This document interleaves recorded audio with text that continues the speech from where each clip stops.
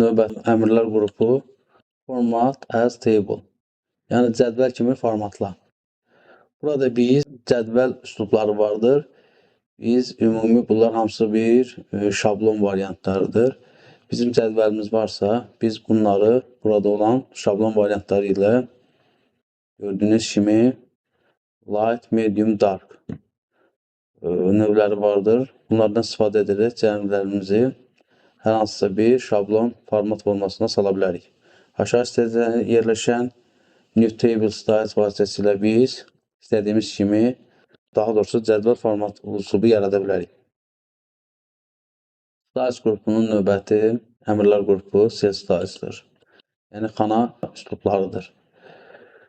Burada deyək ki, məqsəd xanalarda hazır stil paketləri tətbiq etməkdir. Font, rəng, çərçivə, number format və s. Misal üçün deyək ki, biz burada gördüyünüz kimi bu hazır şablonlardan istifadə edərək cədvəlimizi formatlaya bilərik. Aşağıda isə New Cell Styles, yəni yeni xana üslubu yarada bilərik. Styles qrupu barəsində bu qədər. İndi isə bir keçirik Sales qrupuna.